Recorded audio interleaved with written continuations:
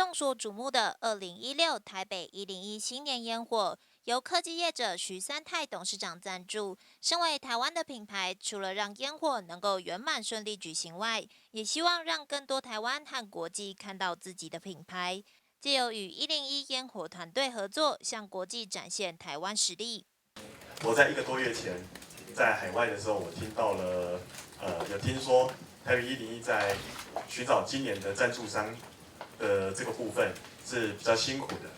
所以我就决定联系了台北101来去讨论，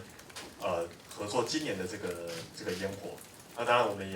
也很希望101可以很圆满顺利来去完成这个烟火，同时呢，也可以借由烟火让世界看得到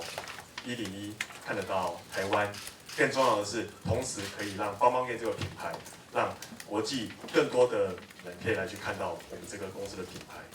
其实台北101本身就是绿建筑，为了唤醒更多人对环境保护的意识，今年烟火主题和环境永续议题结合，除了烟火，还搭配灯光秀，让烟火不再单纯只是庆典，而是结合公众议题，重视生态环境概念。那 Nature is future， 我们怎么样跟台湾或者华语文的世界沟通这个词汇呢？一样，我们的烟火专案团队反复的讨论了。那我们愿意用这样以下的这个方式来迎接2016年的新年。我们想到在华语文当中一个意境非常深远的词汇，所以我们这样说 ：Nature is future， 是返璞归真。但是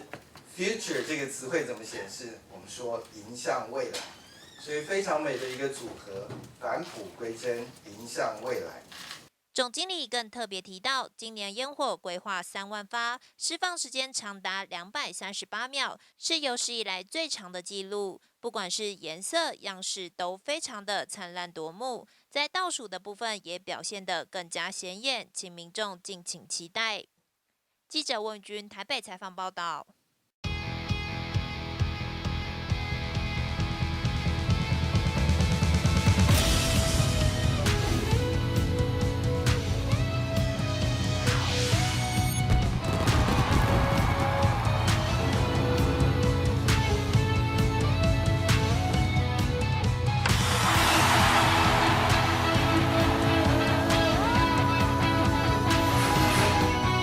中嘉有线电视，熊精彩。